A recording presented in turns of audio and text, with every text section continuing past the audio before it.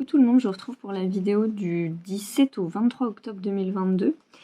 Ça a l'air d'être une semaine, en tout cas de ce que je perçois dans les cartes, qui est dans la juste lignée de la semaine qu'on vient de traverser. On est encore sur cette notion de lâcher l'ancien. La première carte de la semaine, c'est le 8 de bâton. Ah oui, alors cette semaine, j'ai utilisé, je sais pas, j'ai entendu ça, qu'il fallait que j'utilise le tarot de l'entre-deux-mondes de Siolo Thompson. Voilà, donc ça c'est l'oracle que j'ai utilisé cette semaine. Avec en complément l'oracle de l'harmonie de Aline Savant. Parce que je l'aime bien, il pose des questions et du coup il permet de savoir un petit peu ce qui va être travaillé en complément des cartes, je le trouve intéressant. Voilà, donc la première carte qui est tombée, c'est le 8 de bâton. Et cette carte, elle vient directement faire référence à des retards administratifs, des retards dans les projets, donc c'est pour ça que je parlais d'une juste continuité avec la semaine dernière. Et cette carte, elle nous appelle vraiment à laisser les choses se défaire d'elles-mêmes, à se régler toute seule. Elle renvoie à la question, la carte qui accompagnait le 8 de bâton, c'est celle-là. Est-ce qu'on est en train de se battre tout le temps?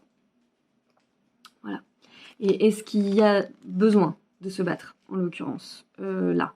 Donc c'est une carte en même temps qui nous appelle à un vrai élan de confiance, de savoir que même s'il y a des retards dans nos vies en ce moment, c'est vraiment parce qu'il y a quelque chose qui se règle en fond, il y a quelque chose qui se travaille en fond et qui est très très important pour la suite.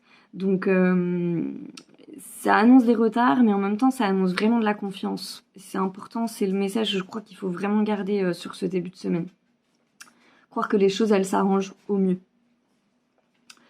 Pour le milieu de semaine, on a le 7 de bâton. C'est quasiment que des bâtons qui sont sortis. C'est que des bâtons d'ailleurs.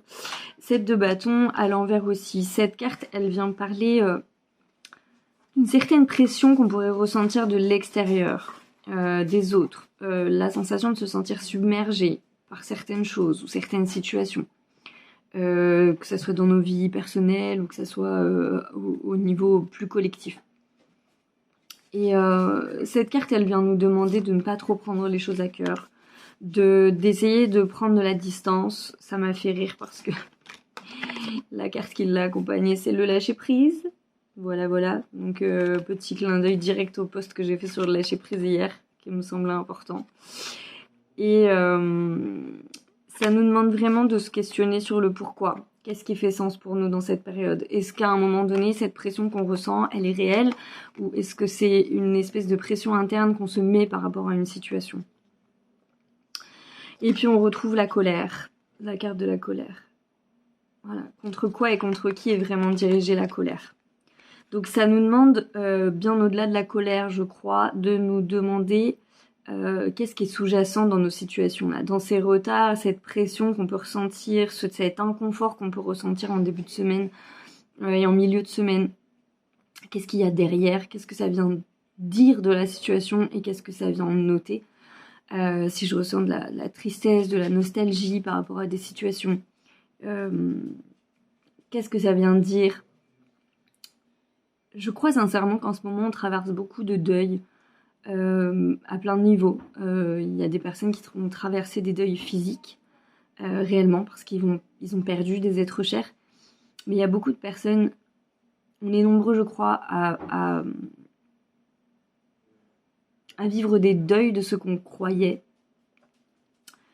à vivre un deuil sociétal d'une société qu'on a toujours connue et qu'on perd. Alors c'est pas la première fois que je le dis, mais je crois qu'à chaque fois on passe des étapes dans ce deuil et que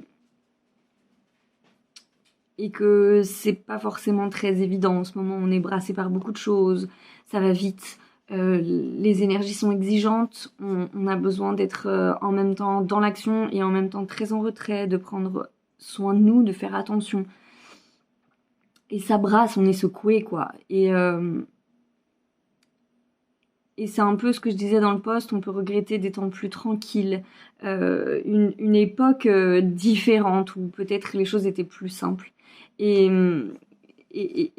je crois qu'on doit faire avec tout ça, avec ces nouvelles énergies qui nous bousculent et que on est dans un temps d'adaptation aussi. Donc, ne craignez pas les retards sur vos projets, ne craignez pas que ça fonctionne pas exactement comme vous le souhaiteriez, parce que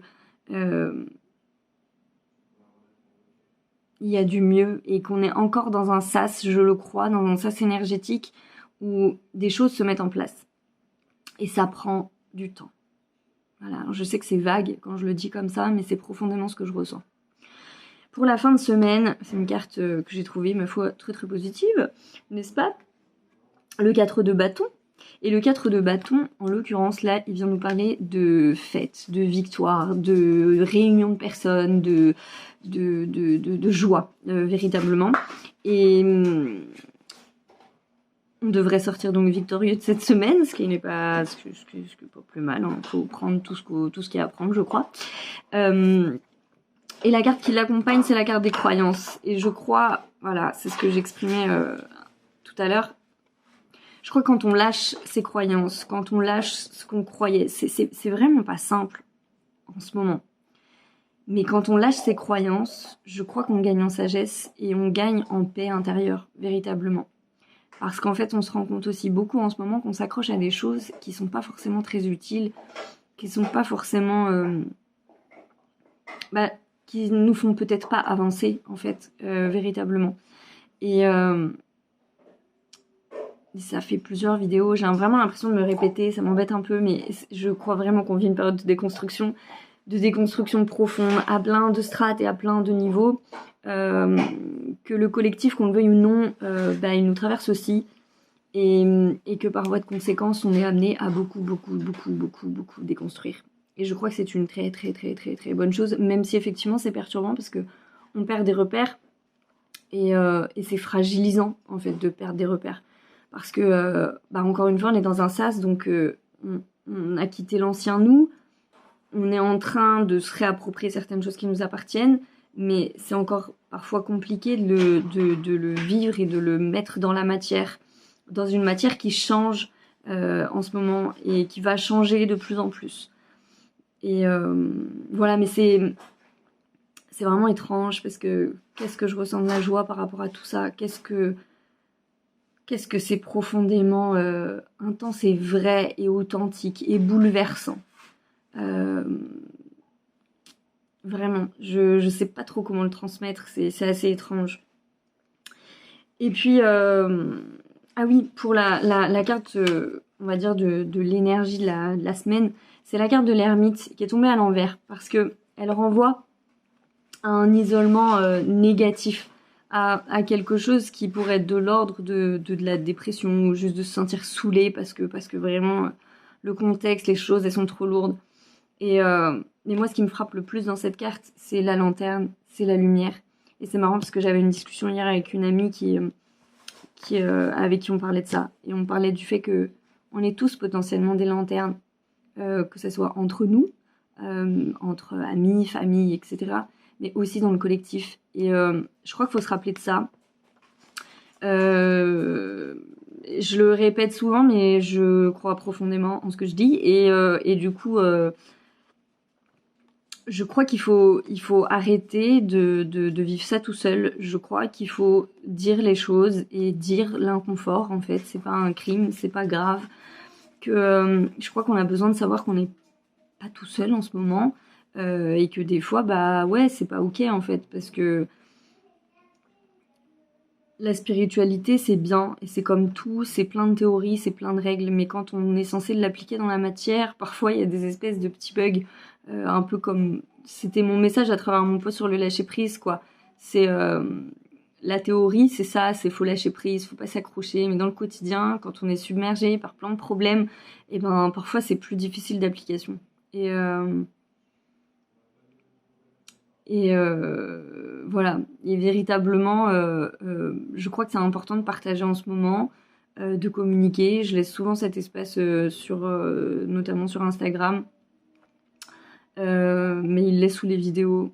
Et n'hésitez pas à parler entre vous, pas nécessairement avec moi, je suis pas hyper utile au processus, mais j'aime bien offrir ce temps, cet espace, parce que je trouve que c'est important et que on traverse, enfin je veux dire, on est tous dans la même galère quoi, les énergies on les traverse, alors on les vit pas au même niveau, pas sur les mêmes problématiques, bien évidemment, mais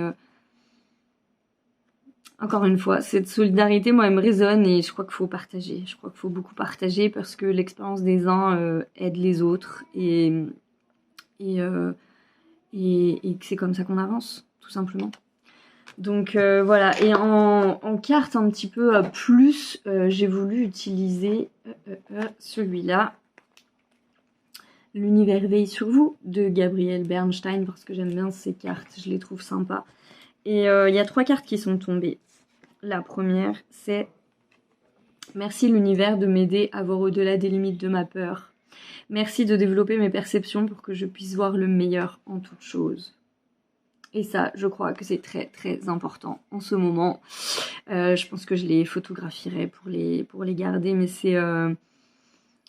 elles disent vraiment tout, je crois, de ce qu'on vit en ce moment. Et du fait que en ce moment, on est pressé comme ça à l'intérieur de nous, dans nos vies, sur nos limites, sur nos trucs. On est plein à avoir des projets, des choses à vouloir mettre en place. Mais en même temps, ça nous demande une exigence et une exigence de révélation de nous-mêmes, quoi. Et on doit sortir de notre coquille et on doit aller vraiment explorer des choses qu'on n'avait pas l'habitude d'explorer. Il y a des gens en ce moment, c'est leurs émotions qu'ils doivent explorer parce qu'ils n'ont pas l'habitude et que jusqu'ici, ils étaient un petit peu déconnectés de leurs émotions.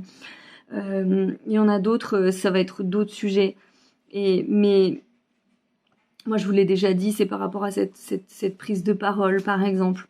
Où je suis vraiment poussée à dire des choses alors que il y a une partie de moi qui a juste pas envie de le faire, qui a juste envie de rester dans ma petite vie et puis voilà, en fait on s'en fout. Et ben non, et à travers cette expérience j'apprends beaucoup à plein de niveaux, plein de choses et ça me déconstruit pas mal de choses aussi de mes croyances sur les autres, sur mes blessures, de trahison, de rejet, de tout ce que vous voulez. C'est aussi ça qu'on nous propose en ce moment. Et c'est pour ça qu'il y a toujours cet appel à aller vers de la nouveauté, à oser sortir de notre zone de confort, à aller vraiment explorer. Je crois que c'est vraiment le mot à retenir en ce moment, l'exploration. La deuxième qui est tombée, c'est les obstacles sont des détours pour aller dans la bonne direction. Vous voyez, tous ces retards qu'on a sur nos chemins, en fait, ne sont pas des retards, mais sont des contournements, je crois, pour aller toujours vers plus. C'est vraiment comme si c'est peut-être pas fou comme image, mais j'ai vraiment l'image d'un extracteur de jus, quoi. Et voilà, et il faut que ça soit du pur jus qui sorte de nous-mêmes, en quelque sorte, le jus de notre beauté pleine et entière, de notre divin incarné, utilisez les mots que vous voulez, mais c'est vraiment pour du beau, pour du merveilleux en fait, tout ce qu'on est en train de vivre là, que ça soit à titre individuel ou que ça soit dans le collectif. Je parle toujours pour les 2 niveaux parce que les niveaux d'analyse, ils sont valables à ces 2 niveaux en fait, tout simplement. Et la dernière carte qui est tombée, c'est à l'instant où je me réaligne avec l'amour, une direction limpide se présente à moi. Et l'amour, l'amour c'est d'être vrai avec soi, et d'être vrai avec ses ressentis, avec ses sentiments. L'amour c'est pas seulement le positif et la lumière et tout ça, c'est aussi être en amour avec soi, y compris dans ses émotions les plus sombres, y compris dans des moments qui sont pas ouf en fait. C'est ça, l'amour. C'est s'écouter dans tous ces moments-là, pleinement. Voilà. Je vous souhaite une excellente semaine. Du coup, je vous souhaite plein de douceur, plein de calme, de sérénité et quand même un petit peu de fluidité dans tout ça. Voilà, je vous envoie mes meilleures ondes et je vous dis à plus tard.